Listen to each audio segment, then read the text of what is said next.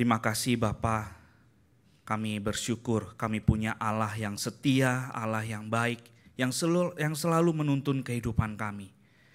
Oleh karena itu kami mau persembahkan hidup kami. Termasuk pada saat ini, kuasailah hati dan pikiran kami supaya kami boleh memahami maksud rencana Tuhan dalam kehidupan kami. Sebagaimana yang Engkau telah nyatakan kepada hamba-hambamu yang dicatat di dalam Alkitab. Demikian juga firman-Mu berlaku untuk kami semua yang hidup pada saat ini. Dan firman-Mu tetap menjadi penerang di dalam kehidupan kami. Menuntun kami menjalani kehidupan di tengah-tengah dunia ini yang sudah bengkok dan sudah jatuh dalam dosa. Tolonglah kami ya Tuhan, pimpinlah hidup kami. Sekali lagi, kiranya Allah Roh Kudus menaungin kami, menuntun kami, memahami maksud firman Tuhan bagi kehidupan kami. Terima kasih Bapa. Dalam nama Yesus kami berdoa. Amin. Selamat malam Bapak Ibu Saudara sekalian. Mari kita sama-sama membaca satu bagian firman Tuhan yang diambil dari Injil Lukas. Injil Lukas pasal yang kedua. Injil Lukas pasal yang kedua ayat yang ke-33 sampai ayat yang ke-35. Injil Lukas pasal yang kedua ayat yang ke-33 sampai ayat yang ke-35. Saya akan membacakan buat Bapak Ibu Saudara sekalian, Bapak Ibu Saudara sekalian memperhatikannya. Injil Lukas pasal yang kedua ayat yang ke-33. Demikian firman Tuhan. Dan bapak serta ibunya amat heran akan segala apa yang dikatakan tentang dia. Tentang Yesus maksudnya. Lalu Simeon memberkati mereka dan berkata kepada Maria, ibu anak itu. Sesungguhnya anak ini ditentukan untuk menjatuhkan atau membangkitkan banyak orang di Israel dan untuk menjadi suatu tanda yang menimbulkan perbantahan. Dan suatu pedang akan menembus jiwamu sendiri. Maksudnya jiwanya Maria. Supaya menjadi nyata pikiran hati banyak orang. Sampai sejauh ini pembacaan firman Tuhan. Bapak Ibu Saudara sekalian, kalau kita lihat peristiwa Natal yang sudah berjalan setiap tahun kita jalanin, perayaan Natal, kemeriahan Natal, itu sangat mudah membawa kita semua sebetulnya terjebak di dalam kemeriahan suasana Natal. Ya, biasanya di mal-mal, mulai akhir November, ya pertengahan November bahkan ada mal yang sudah mulai, ya. Di tengah island itu udah mulai ada yang jual-jual pernak-pernik Natal gitu ya. Di mall juga udah mulai ada puji-pujian ya, lagu-lagu Natal yang dinyanyikan. Lalu juga toko-toko juga udah mulai ada sale ya. Nah kita juga ya banyak mungkin orang Kristen juga ya sedang mempersiapkan Natal kali ini holiday mau kemana gitu ya. Mau coba-coba merasakan suasana Natal di kota lain, di dunia bagian lain seperti apa sih? Gitu ya. Nah Bapak Ibu Saudara sekalian, mudah sekali buat kita untuk terjebak dalam kemeriahan suasana Natal. Nah apa saja pandangan Natal buat kita secara umum? Memang secara umum mungkin banyak orang berpikir Natal itu liburan akhir tahun sudah tiba ya. Promosi belanja diskon ya. Termasuk juga gereja-gereja ya. Banyak lakukan acara besar. Kita termasuk gereja yang melakukan acara besar loh ya. Tiap tahun kita ada drama, teater, mengundang banyak orang. Bapak Ibu Saudara sekalian, hari ini saya mau ajak kita sekilas melihat salah satu sisi Natal, suasana Natal di abad pertama. di bait Allah pada waktu itu. Seperti teks yang kita baca, Bapak Ibu Saudara sekalian, kita bisa melihat bahwa ada konteks yang sebetulnya kalau kita baca dari mulai ayat 21, Lukas 2 ayat 21, kita bisa melihat bahwa Lukas sebetulnya sedang memperlihatkan sebuah situasi yang terjadi pada waktu itu. Yaitu di mana bayi Yesus sudah berusia 8 hari. Ya, nah ini menurut ketentuan firman Tuhan yang disampaikan kepada Musa di kitab Imamat. Ya, seorang wanita yang baru melahirkan itu dia najis, Bapak Ibu Saudara sekalian. Jadi 7 hari dia harus ada di rumah setelah dia bersalin, karena 7 hari itu dia dalam keadaan najis. Nah, di hari yang ke-8 dia harus bawa bayi, ya terutama ini bayi sulung, anak sulung laki-laki. Dia harus bawa bayi itu ke bait Allah. Untuk apa, Bapak Ibu Saudara sekalian? Untuk disunat, dipotong kulit katannya, dikerat. Nah, kemudian setelah hari ke-8 itu, si ibu yang melahirkan itu, dia harus kembali tinggal di dalam rumah. Nggak boleh kemana-mana selama 33 hari berikutnya. Ya, ini bukan kayak orang Tionghoa yang baru melahirkan 1 bulan harus diam di rumah, nggak boleh kemana-mana, takut masuk angin atau apa. Bukan ya. Ini ketentuan yang Tuhan berikan kepada Musa supaya orang Israel melakukannya. Ya. Ini ada kaitannya kenapa mereka harus menyerahkan bayi yang baru lahir, bayi laki-laki sulung itu harus dibawa ke bait Allah setelah 40 hari ya. Dibawa lagi ke bait Allah untuk diserahkan. Dipersembahkan bagi Tuhan. Ya, ini ada kaitannya dengan peringatan bahwa Tuhanlah, dengan kekuatan Tuhanlah Israel umat Allah itu dilepaskan, dibebaskan dari penjajahan, perbudakan bangsa Mesir. Karena apa? Pada waktu itu Tuhan membunuh semua anak sulung Mesir. Tetapi anak-anak sulung Israel dibebaskan, ditebus karena ada darah domba yang diusapkan di ambang pintu sehingga malaikat maut melaluinya.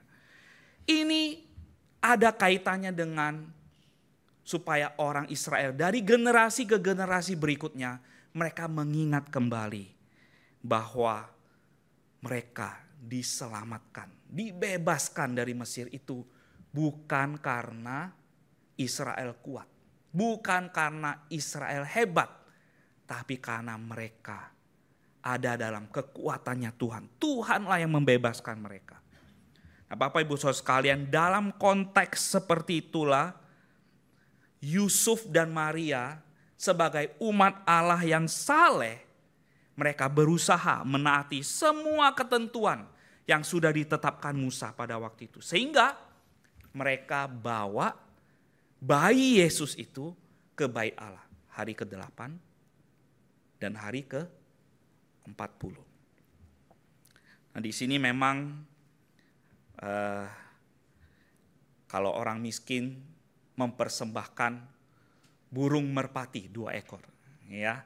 Tapi kalau orang yang berada, orang yang cukup kaya, mereka harus mempersembahkan domba sebagai ganti menebus anak sulung ini.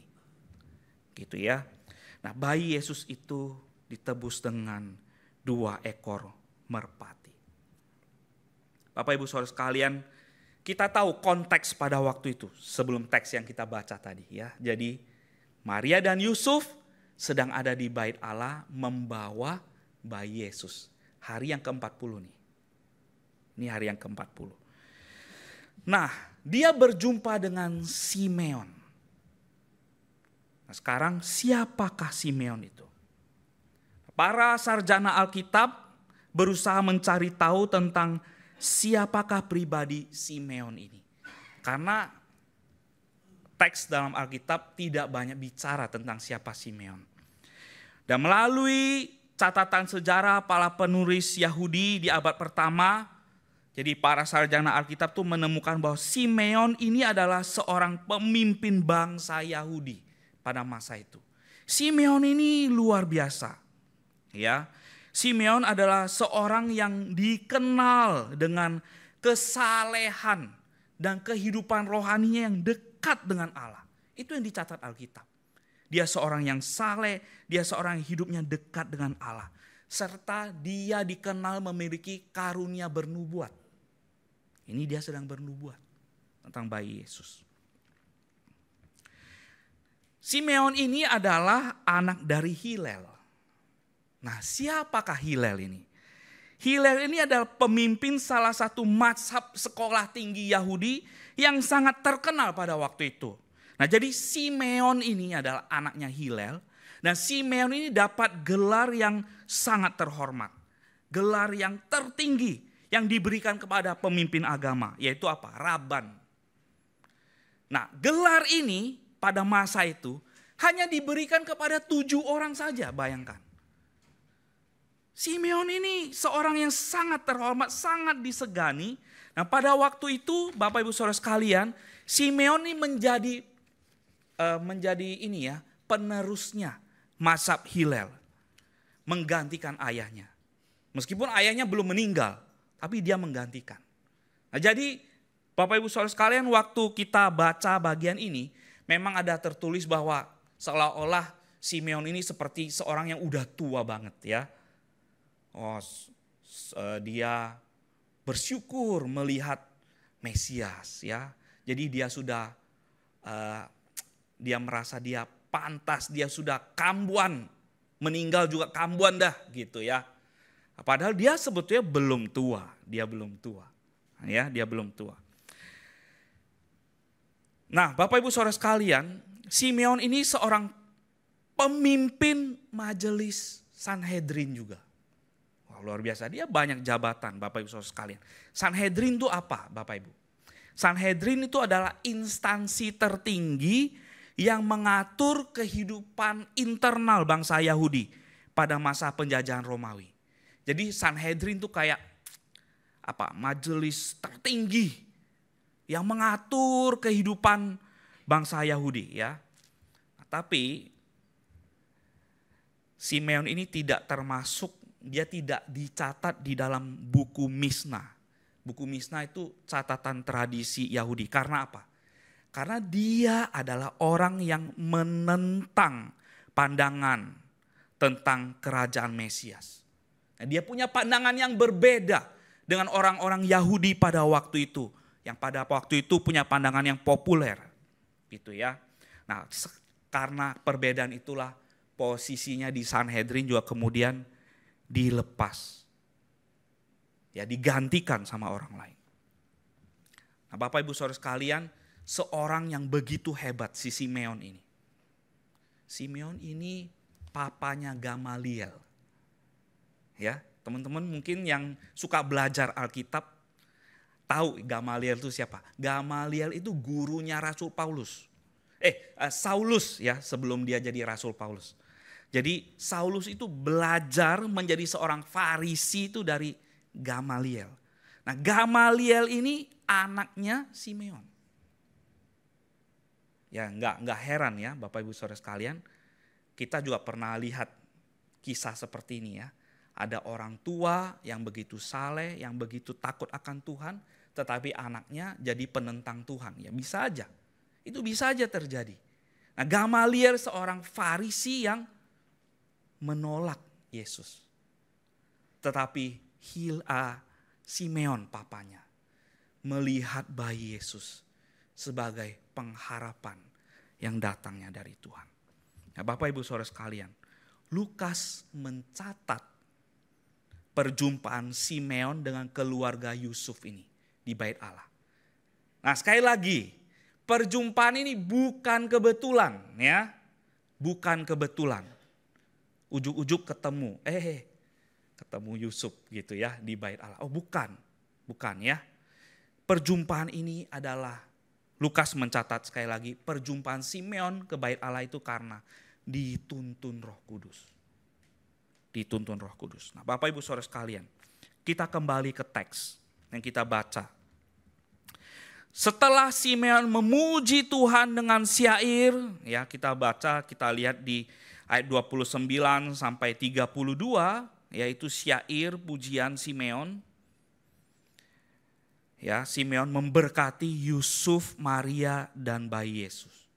Nah, kemudian Simeon berkata kepada Maria.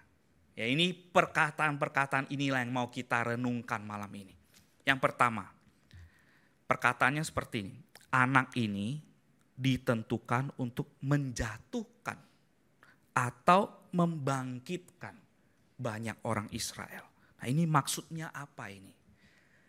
Menjatuhkan dan membangkitkan banyak orang Israel. Maksudnya apa Bapak Ibu Saudara sekalian? Kehadiran bayi Yesus. Waktu dia menggendong bayi Yesus itu, dia muncul kalimat ini. Kehadiran bayi Yesus ke dalam dunia ini menjadi satu pengharapan akan keselamatan kepada seluruh umat manusia. Meskipun pengharapan ini datang dengan cara yang tidak mudah. Mengapa tidak mudah? Menjatuhkan itu maksudnya orang-orang berdosa yang telah mati rohani, yang terkubur di dalam dosa-dosa mereka.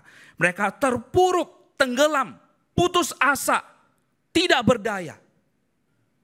Mereka seolah-olah terjatuh. Namun ada juga, ya jadi kita bisa juga melihat bahwa satu kenyataan bahwa memang ada orang-orang yang sampai matinya pun dia memilih ada di dalam posisi keadaan terjatuh itu. Ini sebuah kenyataan Bapak Ibu Saudara sekalian. Ada orang-orang yang sampai akhir hidupnya dia tetap memilih situasi itu, ada di dalam kejatuhan, tenggelam di dalam dosa-dosanya. Namun ada juga orang yang terjatuh dan kemudian mereka mendapat kekuatan, mendapat kuasa kebangkitan di dalam Yesus Kristus, dan kemudian mereka kembali menghidupi kehidupan rohani yang baru di dalam Yesus.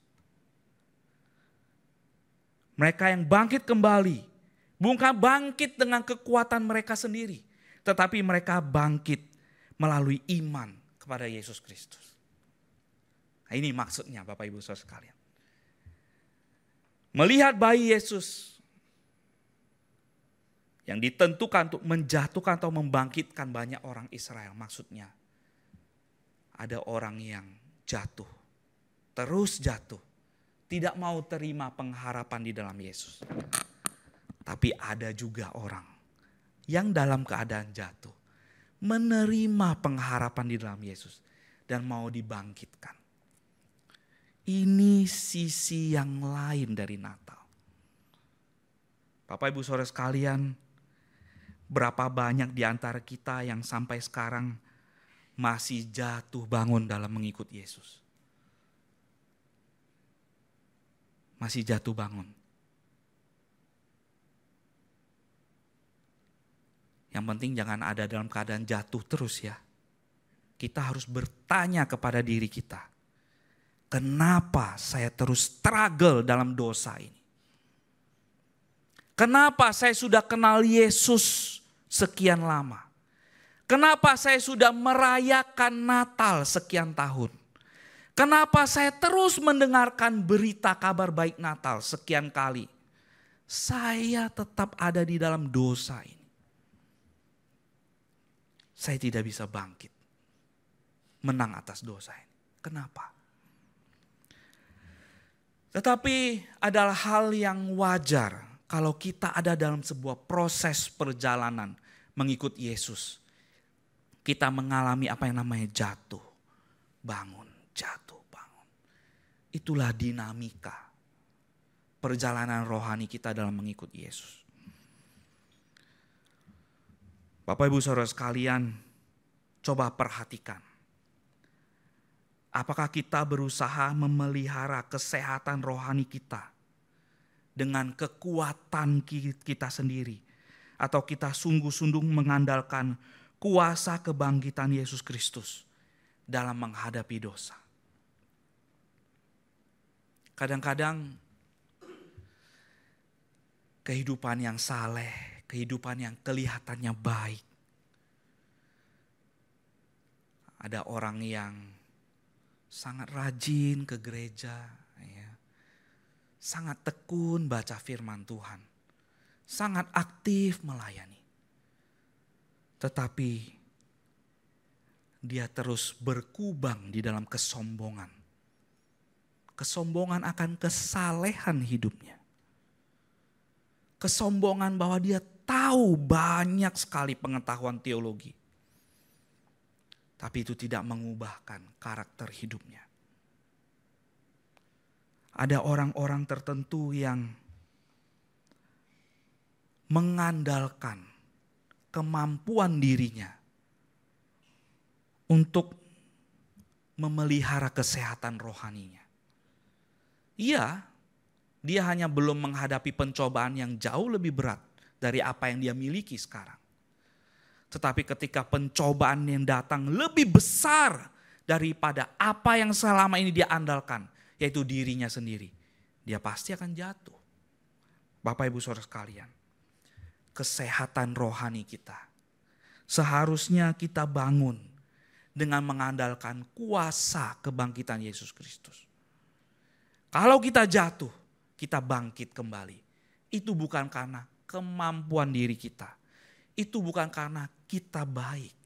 Tetapi karena anugerah yang kita terima di dalam Yesus Kristus. Bapak Ibu Saudara sekalian, yang kedua, anak ini yang digendong Simeon ini. Anak ini adalah tanda yang menimbulkan perbantahan. Apa maksudnya anak yang adalah tanda yang menimbulkan perbantahan? Bapak Ibu Saudara sekalian, akan ada orang-orang berdosa yang menentang, melecehkan, bahkan menghina pribadi Yesus. Sudah hidup dalam keberdosaan, sudah dikuasai oleh kondisi dosa. Waktu diberitakan Injil, dia malah menghina, meremehkan pribadi Yesus. Bapak Ibu Saudara sekalian pernah temui gak orang-orang kayak begitu? Ini yang terjadi di abad pertama Bapak Ibu Saudara sekalian. Orang-orang Israel pada waktu itu melihat bagaimana Yesus tumbuh besar. Mereka melihat bagaimana Yesus mengajar dengan penuh kuasa. Mereka melihat bagaimana Yesus melakukan mukjizat-mukjizat.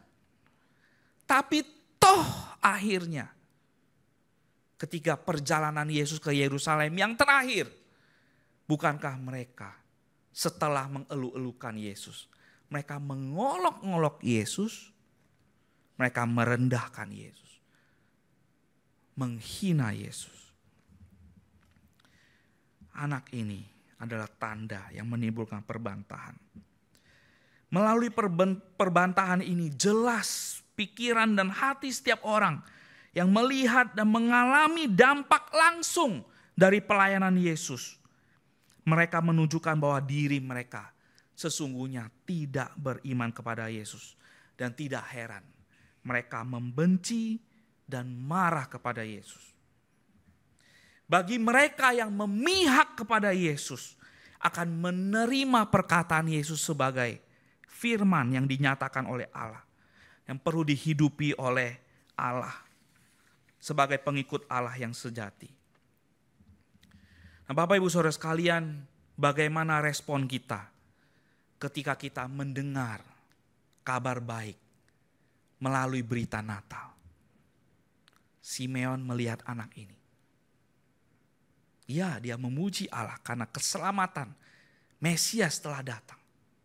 Tapi di sisi lain dia juga melihat ada orang-orang yang akan membantah. Bagaimana respon kita terhadap pernyataan Allah melalui firman-Nya?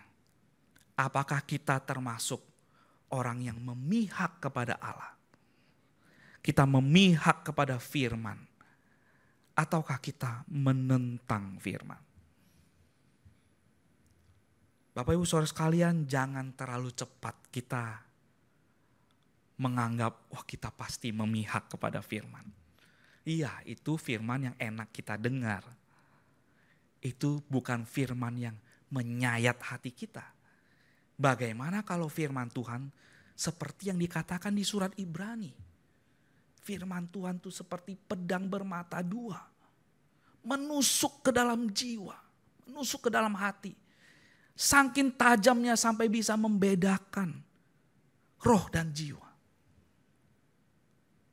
Bapak Ibu Saudara sekalian, bagaimana respon jiwa kita ketika menerima teguran firman Tuhan?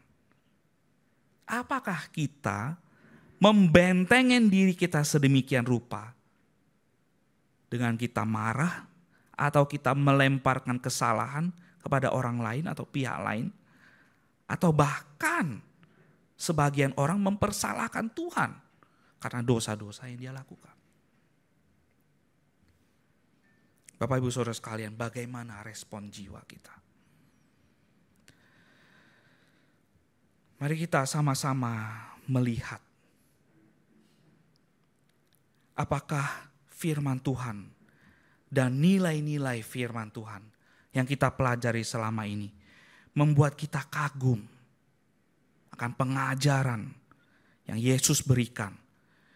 Perilaku dan perbuatan Yesus. Bapak Ibu Saudara sekalian, mari kita sama-sama renungkan coba. Kira-kira apa pengajaran Yesus yang membuat kita itu terkagum-kagum? Ada Bapak Ibu Saudara sekalian? Dari sekian banyak pengajaran Yesus yang sudah kita pelajari selama ini. Apa yang membuat kita kagum?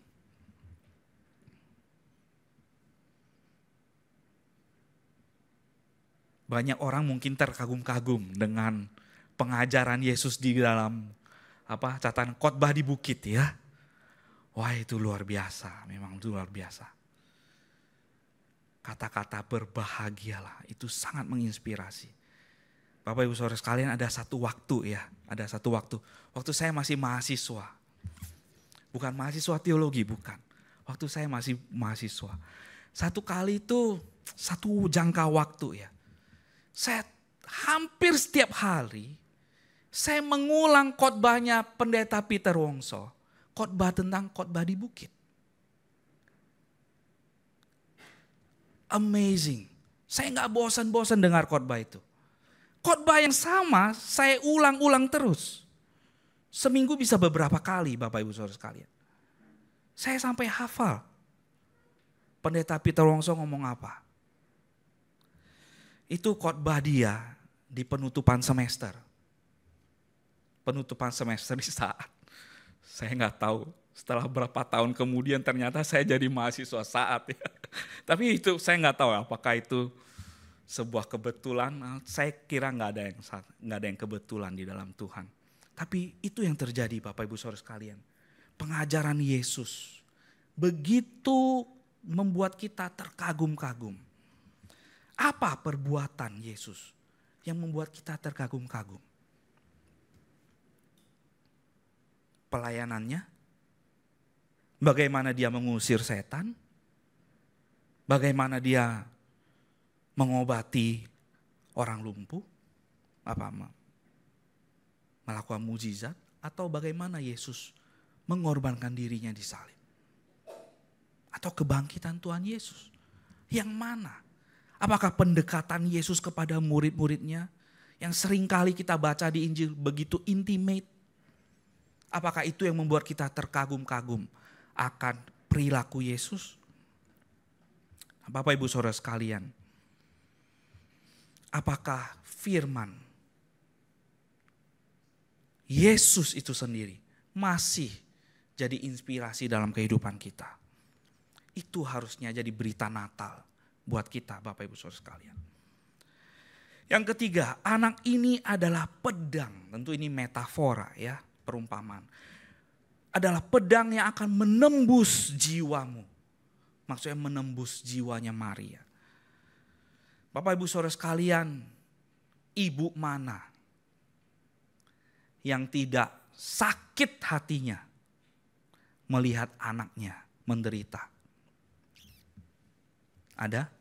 Bapak Ibu Saudara sekalian, ibu mana yang tidak sakit hatinya melihat anaknya dihina, dihukum, disiksa, digantung di salib? Satu kali saya nonton film Netflix ya, Barbaren. Barbaren itu mungkin bahasa Jerman ya, serial Netflix. Saya nonton film itu untuk mendapatkan apa ya, kayak gambaran gimana sih situasi pada abad-abad pertama pada waktu itu ya. Jadi bagaimana suku-suku Jerman ini berhadapan dengan penguasa Romawi pada waktu itu. Di sana digambarkan Bapak Ibu Saudara sekalian, ada penentang-penentang prajurit Romawi. Mereka satu keluarga itu disalib di kampung mereka. Dan tidak ada boleh satupun orang yang menurunkan mereka. Itu menjadi sebuah kutuk, sebuah aib yang memalukan sekali buat keluarga itu dan bagi seluruh kampung itu. Dan mereka nggak ada yang berani turunkan mayat yang disalibkan itu. Sudah mati, digantung di salib. Gak ada yang berani turunkan. Karena siapa yang menurunkan, dia akan dibunuh oleh prajurit Romawi. Prajurit Romawi sewaktu-waktu bisa datang ke kampung itu. Bapak Ibu Saudara sekalian, ibu mana yang tidak sakit hatinya melihat anaknya disalibkan? Ini maksudnya nubuatannya Simeon. Maria, kamu akan menderita. Iya, ini kabar baik buat kamu. Bahwa bayi yang kamu lahirkan ini adalah Mesias. Sabut sukacita besar, pengharapan besar bagi Israel, bagi umat manusia. Tetapi di sisi lain, Maria akan ada pedang yang menusuk hatimu. Ini berita Natal untuk Maria. Bapak Ibu Saudara sekalian, kita juga somehow kita senang bukan? Kita mendapatkan keselamatan di dalam Yesus, senang bukan? Siapa yang tidak bersyukur? Sudah lahir baru. Kita semua pasti bersyukur bukan? Yesus menyelamatkan kita. Tetapi apakah kita berpikir bahwa kita sebagai pengikut Yesus, Yesus minta kita pikul salib?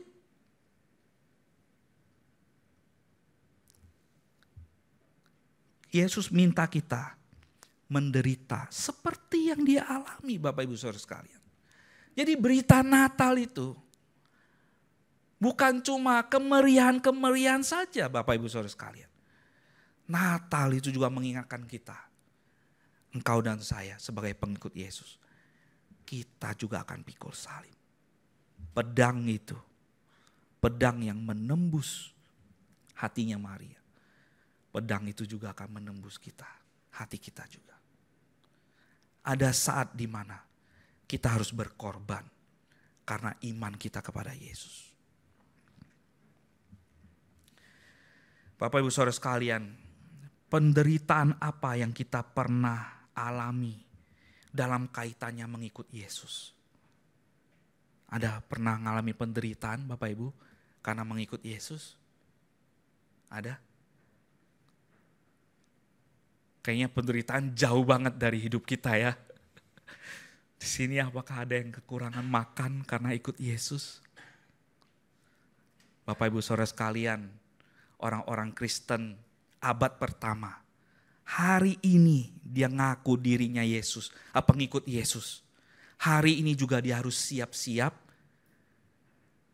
dikejar-kejar sama prajurit Romawi atau dikejar-kejar oleh penganut Yahudi untuk memasukkan mereka ke dalam penjara atau menjadikan mereka tumbal hukuman mati. Orang-orang Kristen abad pertama, mereka harus siap-siap hadapi penganiayaan. Karena penganiayaan right in front their door. Tepat ada di depan rumah mereka. Hari ini kita jauh sekali dari penderitaan. Tapi Bapak Ibu Saudara sekalian, kalau begitu kita harus mengucap syukur. Kalau kita melayani Tuhan selama ini, penderitaan, pengorbanan yang kita lakukan itu jauh sekali dengan pengorbanan dan penderitaan yang dialami oleh Yesus. Jauh sekali. Paling-paling kita juga berkorban perasaan mungkin yang buat kita itu keki ya, kesel gitu ya. Paling-paling seperti itu aja. Hal apakah yang dapat menolong kita untuk mengingat kita, untuk kita tidak terlena di dalam segala keberhasilan yang kita alami di dalam pertumbuhan rohani kita. Sehingga kita terus bisa mengingat panggilan kita untuk mengikut Yesus.